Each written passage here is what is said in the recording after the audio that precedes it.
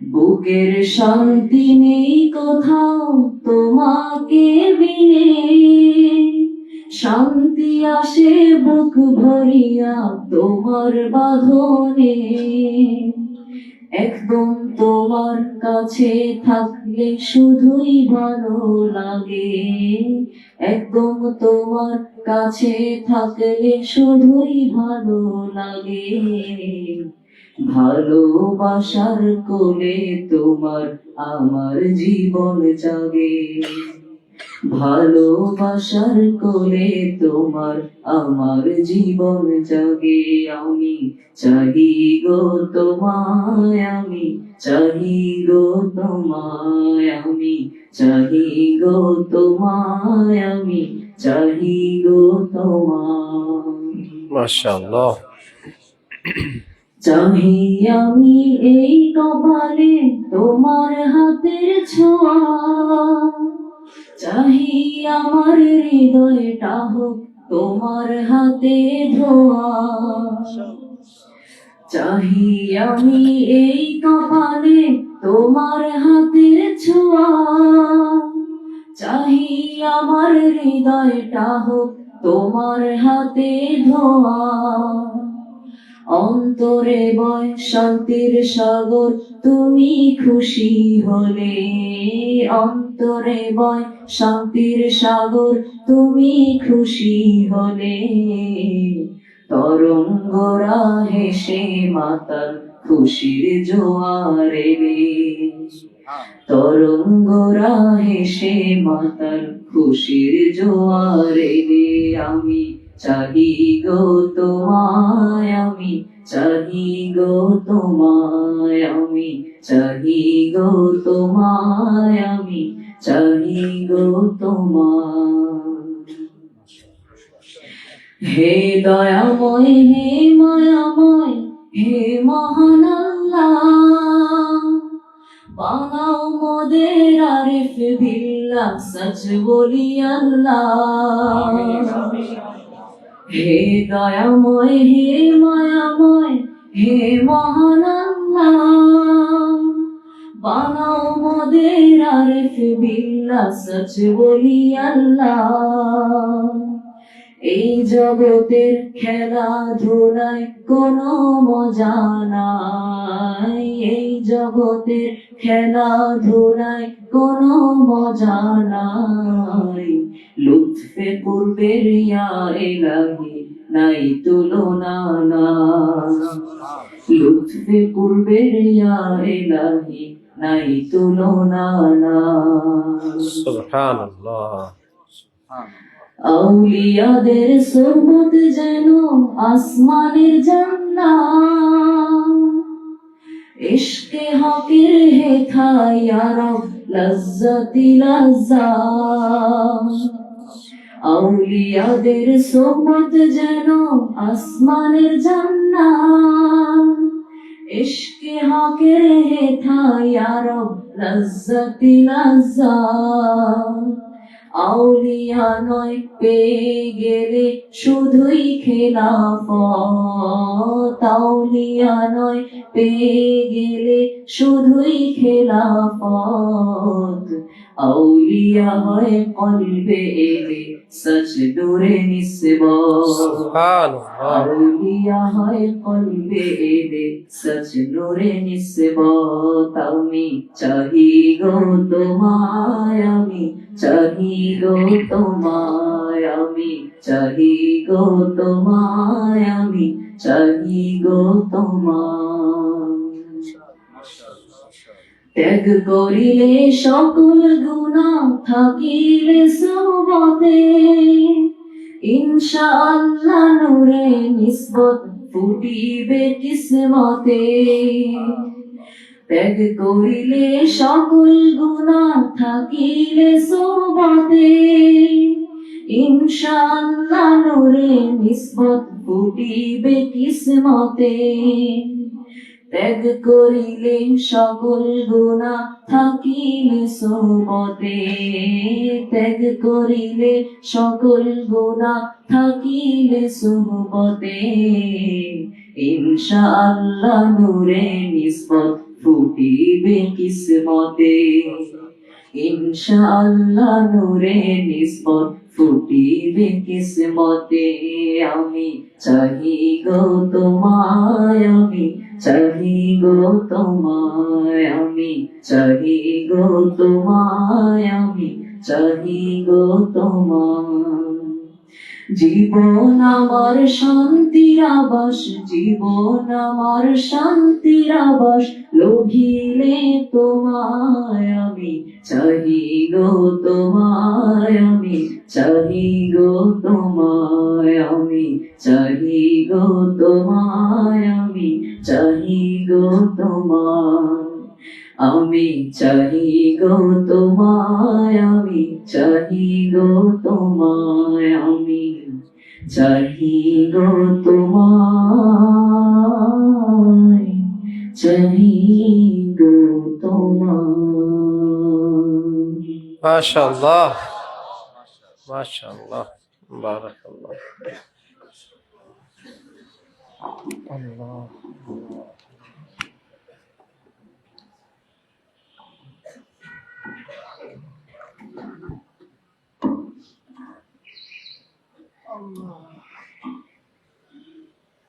نحمده ونصلي على رسوله الكريم أما بعد فأعوذ بالله من الشيطان الرجيم بسم الله الرحمن الرحيم ألا بذكر الله تطمئن القلوب صدق الله مولانا العظيم وقال رسول الله صلى الله تعالى عليه وسلم ألا إن في الجسد مضغة إذا صلحت صلح الجسد كله وإذا فسدت فسد الجسد كله ألا وهي القلب أو كما قال النبي عليه الصلاة والسلام।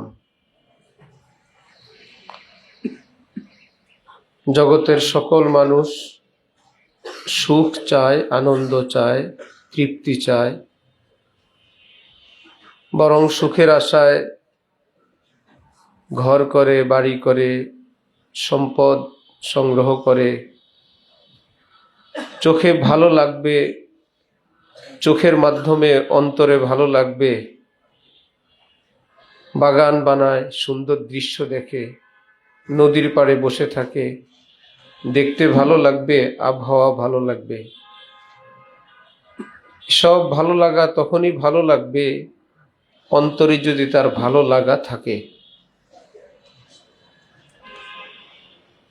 River ভিউতে আছে, সুন্দর অট্টালিকায় আছে, বাগ বাগান আছে, সেই ব্যক্তির যদি মনে কষ্ট থাকে, তার একমাত্র সন্তান রোড অ্যাক্সিডেন্টে 2 টুকরা হয়ে গেছে, সাগর পাড়ে কি তার কাছে ভালো লাগবে? সাগর কি সুন্দর না? সাগরের ঢেউ, স্বচ্ছ বাতাস, মনোরম পরিবেশ, সবুজ শ্যামল ফুল বাগান, সুন্দর মনোরম দৃশ্যের দালান কোঠা, সব কিছুর মধ্যে থেকেও সে বলবে আমার পৃথিবী আমার কাছে আগুন হয়ে গেছে, দোজক হয়ে গেছে, আমার অশান্তির শেষ নাই। কেন ভাই, এত সব শান্তি উপকরণ তো আছে। সে বলবে আমার কাছে শান্তি নাই, আমার মনে শান্তি নেই।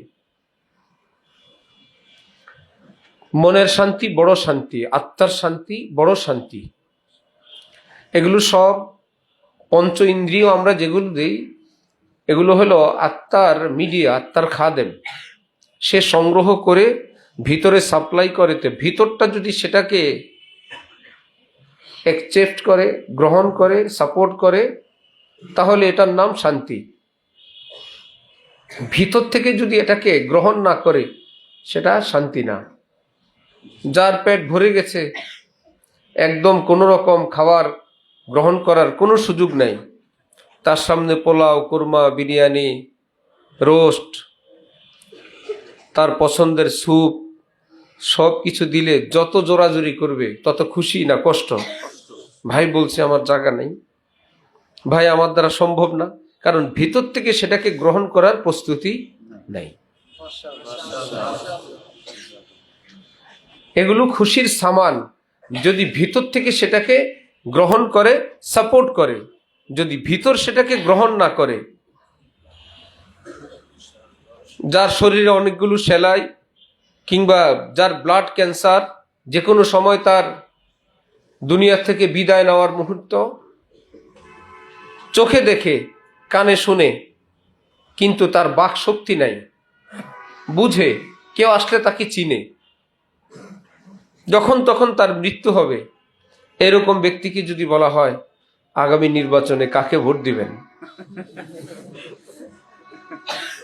কে ক্ষমতায় আসুক, আপনি কি চান, অথবা আপনার পাশের বাড়িটা খুব সুলভ মূল্যে খুব ভালো দামে বিক্রি হবে,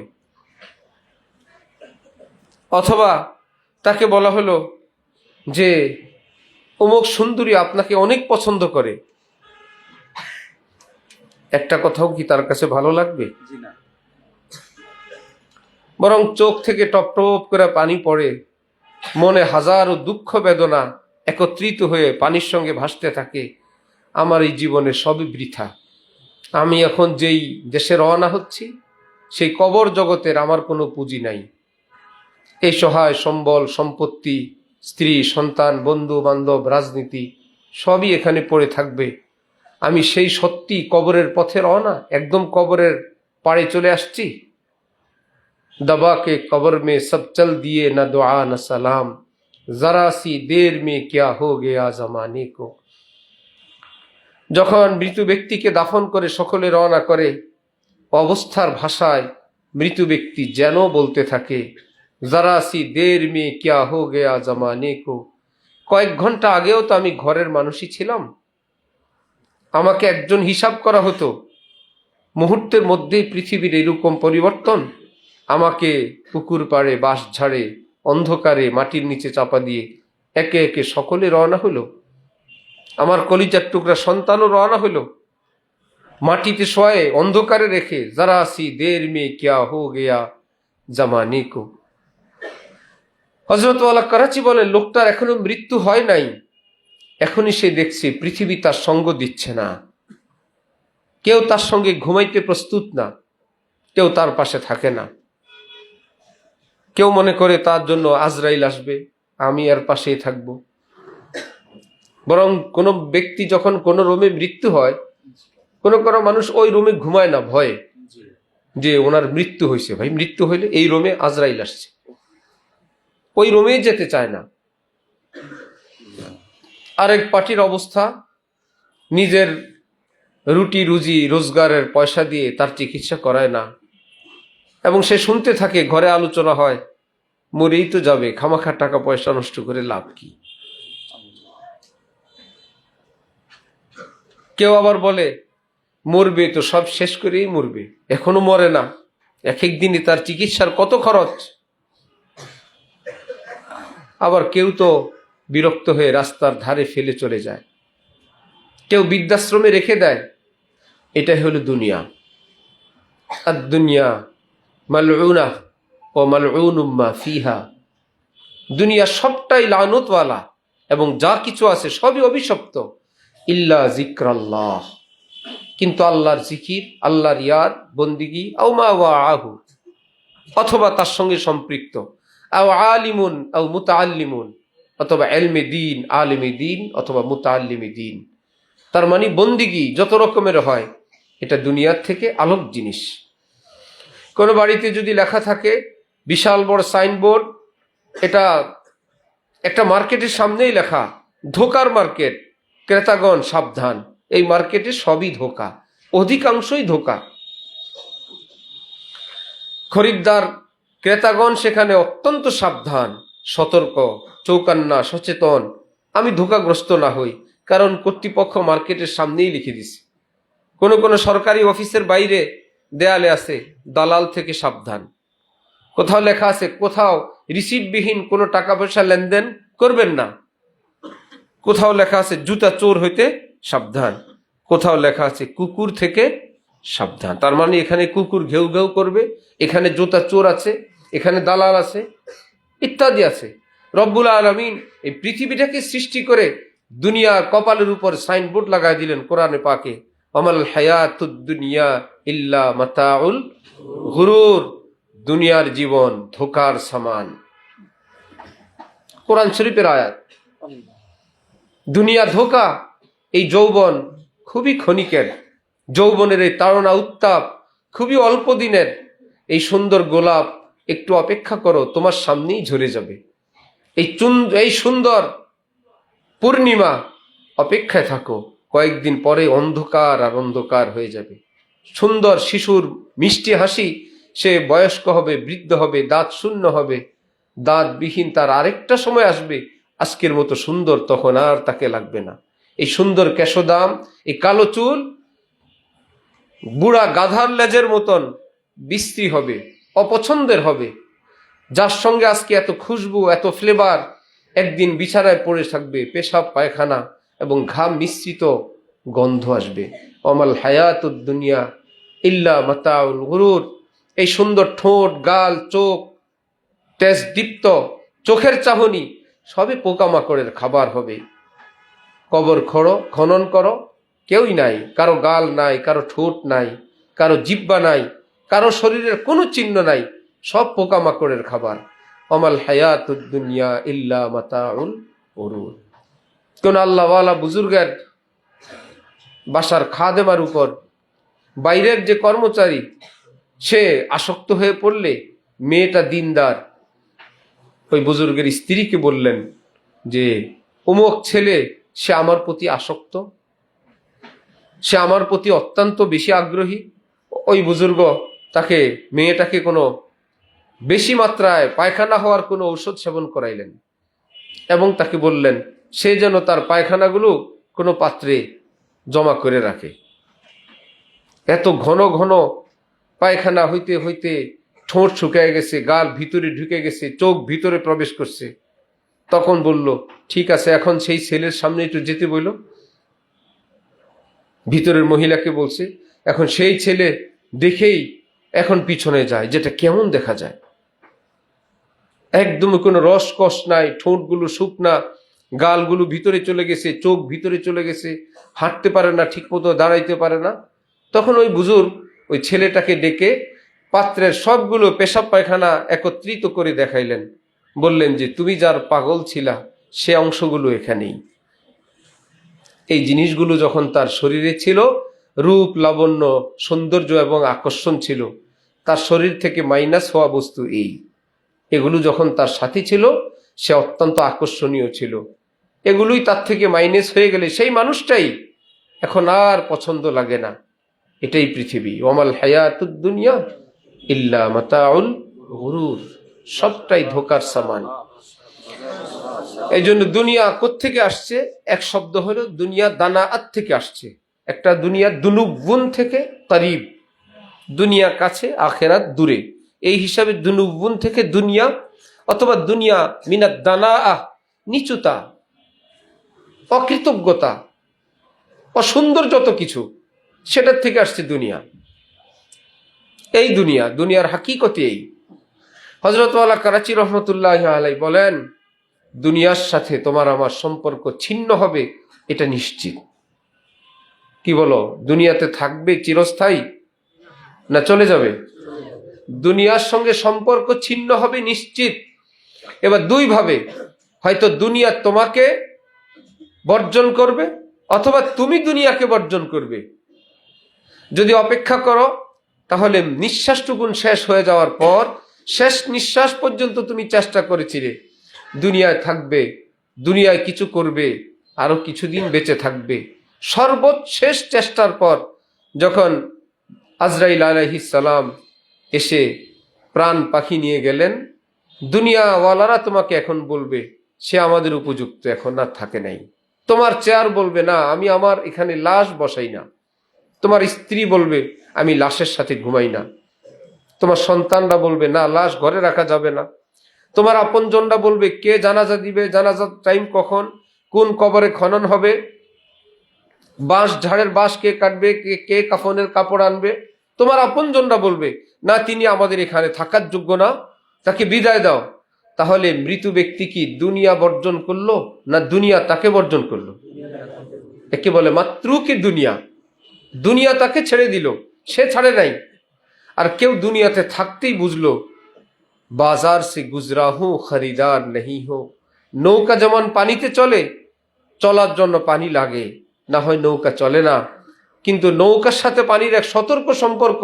পানি, তোমাকে আমি ভালোবাসি, সঙ্গে রাখি, তোমার উপরে উপরে আমি এদিক ওদিক যাই, কিন্তু তোমার সঙ্গে সম্পর্ক একটা পার্টিশন আছে, পার্টিশনের ভিতরেই তুমি প্রবেশ করবা না, ভিতরে আসবা না। যদি আসে কোনো না কোনো ভাবে হাত দিয়ে, মোটর দিয়ে সেটাকে আবার বাইরে ফেলে দেয়। তাহলে কি নৌকা কি পানি বলবে আপনি আমার সঙ্গে এমন শত্রুতা রাখেন, আমাকে ভিতরে যেতে দেন না? না, তোমার সঙ্গে সম্পর্ক, তুমি বাইরে থাকবে, আমি তোমার থেকে মুক্ত থেকে তোমার উপর দিয়ে চলবো, তুমি ছাড়া চলতে পারবো না, তোমার সাথেই থাকবো, কিন্তু তোমাকে ভিতরে আনবো না। ঠিক দুনিয়াবিহীন আমি তুমি চলতে পারবো না, দুনিয়াতেই থাকবো, খাবো, পরবো, চাকরি কাজ কর্ম ব্যবসা বাণিজ্য সব করব, কিন্তু दुनिया जेब में लाना जायज, संदूक में रखना जायज, बैंक में रखना जायज, दिल में लाना हराम है। সব কিছুর একটা সম্পর্ক। নিজের বন্ধু বান্ধব থাকে, বাড়িতে নেওয়া হয়, এমনকি গেস্ট রুমে নেওয়া হয়, ভিতরের রুমে সব দেখানো হয়, কিন্তু যখন ঘুমাইতে যায় স্বামী স্ত্রীর রুমে আর কেউ এলাও না। এখানে স্বামী এবং স্ত্রী, কারো কোনো বন্ধু বান্ধব সেখানে এলাও না, সেখানে শুধু স্বামী এবং স্ত্রী, যত ঘনিষ্ঠ বন্ধু হোক সবাই বাইরে। রব্বুল আলামিন বলেন তোমার আমার একটা একান্ত সম্পর্ক আছে, তোমার আমার পরস্পর লেনদেন হবে আত্মায় আত্মায়। আমি তোমার অন্তরে নূর বর্ষণ করব, আমি তোমাকে আদর করব। আজলবে নাদিদা সদবুসা রসিদ, মঞ্চে গোয়াম রুহ চে লজ্জত চশিদ। অদৃশ্যের কোনো ঠোঁট এসে এসে তোমাকে চুমু দিবে, তুমি টের পাবে যে কौन आया कि धीमी पड़ गई, लो शम्अ महफिल की पतंगों की आवाज उड़ने लगी, चिंगारियां दिल की। মন জগতে কার আগমন, যার আগমনে পৃথিবীটাই ভিন্ন রকম লাগে, আর কেউ না, তিনি আমার আল্লাহ। আল্লাহ। কোন এক সুন্দরী মেয়ে রাস্তা দিয়ে যাওয়ার সময় এক যুবক তার পিছনে পিছনে হাঁটে, কিছু দূর যাওয়ার পর কি ব্যাপার বলল, তোমার রূপে আমি পাগল, আমি মাতোয়ারা, আত্মহারা, আমি পৃথিবী ভুলে গেছি তোমাকে দেখে, আমি আমার কন্ট্রোলে নাই। সেই মেয়ে বলল, এতটা প্রেমাসক্ত? তবে কি? বলল, আহা আরে পাগল, আমার পিছনে আমার ছোট বোন, সে তো আমার চেয়েও সুন্দরী, আমার চেয়ে অনেক সুন্দরী ছোট বোন তো আমার পিছনে আসছে। সে যুবক একটু পিছনে তাকায় দেখলো, তাহলে সেটা আরো কত সুন্দর দেখি তো। এবার প্রথম মেয়েটা কোষে একটা থাপ্পড় দিল গালের মধ্যে। একটু আগে বললা তুমি আমার প্রেমে আত্মহারা, তুমি তোমার কন্ট্রোলে নাই, আমার প্রেমে তুমি মুগ্ধ, মাত্রই প্রস্তাব দিলাম পিছনে কেউ আছে, এখনই আমাকে পিছ দিয়ে তুমি সেদিক তাকানো আরম্ভ করলা, তোমার মিথ্যা প্রেম। তাহলে মুমিনও তো বলে লা ইলাহা ইল্লাল্লাহ, আল্লাহ আপনার মতো কাউকে ভালোবাসি না, লা ইলাহা, কাউকে ভালোবাসি না, লা মাহবুবা ইল্লাল্লাহ, কোনো প্রিয়জন নাই আল্লাহ আপনি ছাড়া, লা মাশুকা ইল্লাল্লাহ, লা মাকসুদা ইল্লাল্লাহ, লা মাওজুদা ইল্লাল্লাহ, আল্লাহ আপনি ছাড়া আর কেউ নাই, আপনি আপনি। সেই বান্দা যখন এদিক সেদিক তাকায়, আল্লাহ পাক নালিশ করেন কোরআনে পাকে, আফারাআইতা মান ইত্তাখাযা ইলাহাহু হাওয়া, হে নবী আপনি দেখলেন আমাকে বাদ দিয়ে তারা কোন দিক ছোটাছুটি করে। সে বলছিল আমি তার প্রিয়, সে এখন এদিক সেদিক তাকায় আমাকে বাদ দিয়ে। হাইয়া আলাস সালার আওয়াজ হয়, সে বলে তার খাবার ব্যবসা নাকি তাকে খাওয়ায়, সে বলছিল আমি খাওয়াই, এখন আমার কাছে আসে না, সে এখন অফিসে বসে আছে, কাজে বসে আছে। বুঝা গেল সে সত্যি কথা বলে নাই। সে যে বলে আমি খাওয়াই, না, তার আকীদা হলো তার কাজ তাকে খাওয়ায়, তার কর্ম তাকে খাওয়ায়। যদি এই ইয়াকিন থাকতো আমি খাওয়াই, হাইয়া আলাস সালার আওয়াজ পেলে সে আমার কাছে আসতো, যিনি খাওয়ান তিনি রাখছেন, আমি তো তার কাছে যাব। যে আয়াতে পাক তেলাওয়াত করলাম, আল্লাহ পাক পৃথিবীবাসীকে সম্বোধন করে বলেন, আল্লাহ হে বিশ্ববাসী, সুখ শান্তি তালাশকারীরা শুনো, বিজিক্রিল্লাহ, আমার ইয়াদ, আমার স্মরণ, আমার বন্দিগীতেই শান্তি লুক্কায়িত, শান্তি মৌজুদ, বিদ্যমান। এর বাইরে কোথাও শান্তি নাই। আমাকে ডাকলে শান্তি পাবে। কারণ যে কোম্পানি গাড়ি তৈরি করে সে জানে এখানে ডিজেল দিতে হবে না অকটেন দিতে হবে না মোবিল দিতে হবে। তার পরিবর্তে তুমি যদি আনারের জুস দাও, যে বলো ডিজেলের চেয়ে আরো অনেক দামি, আঙ্গুরের জুস দাও, হবে? যে না, যেটাকে যা দিয়ে চালানো যাবে এর বাইরে দামি কিছু দিলেও হবে না। আর বললা যে সরি, তোমাকে ডিজেলও দিতে পারলাম না, আনারের জুসও দিতে পারলাম না, তোমাকে একটু আদর দিয়ে দিলাম, দুইটা চুমা দিয়ে দিলাম, গাড়ি এখন তুমি চলো, চলবে? সে বলবো খামাখা আলাপ না করে আমাকে একটু অকটেন দেন, আমি একটু চলি স্যার, বলবে না? পাশে বসে মুনাজাত দিয়ে দিল যে আমি হুজুর মানুষ, তেলের টাকা নাই, আল্লাহ আপনি গাড়িটা চালায় দেন। আল্লাহ বলবে এরকম হলে তো সব মুনাজাত দিয়ে চালায় দিতাম। বলবে আমাকে অকটেন দেন, নাকি? মুনাজাতেই যদি সব হইতো, নবীজির পেটে পাথর বাঁধা লাগতো না। ক্ষুধা লাগলে নবী একটু মুনাজাত দিতেন, পেট ভরে যেত, ঠিক না? নবীজির ক্ষুধা লাগছে, নবীজি একটু মুনাজাত দিলেন, এক বেলার পরিমাণ খাবার পেটে এসে গেছে। সাহাবাই কেরামার পেটে পাথর বাঁধা লাগতো না। দুনিয়া দারুল আসবাব, এই পৃথিবী যেই নিয়ম নিজামে আল্লাহ চালান সেটা মানতে হবে। ক্ষুধা এটা খাবারের ব্যাপার, এখানে অকটেন ডিজেল মোবিলের ব্যাপার। ঠিক রব্বুল আলামিন বলেন যেটা যার জন্য ফিক্সড সেটা যেমন বুঝো, আমি তোমার অন্তরাত্মাকে এভাবেই সৃষ্টি করলাম। পৃথিবীর কোনো খাদ্য খাবার দিয়ে, বাড়ি গাড়ি সহায় সম্পত্তি দিয়ে অন্তরের গাড়ি চলবে না। সে চায় একটু জিক্রুল্লাহ, সে চায় একটু দোয়া, একটু মুনাজাত, একটু চোখের পানি, একটু তেলাওয়াত। এটাই তার তেলের গাড়ি, এটাই তার চলার শক্তি। সুতরাং আল্লাহ আমাদেরকে এই দুনিয়া চলার জন্য যা দরকার সেটাও দেন, অন্তর আত্মার গাড়ি চালিয়ে আল্লাহর কাছে পৌঁছার জন্য যে বন্দিগি দরকার সেটাও আল্লাহ দান করেন। ওয়া আখিরু দাওয়ানা আলহামদুলিল্লাহি রাব্বিল আলামিন।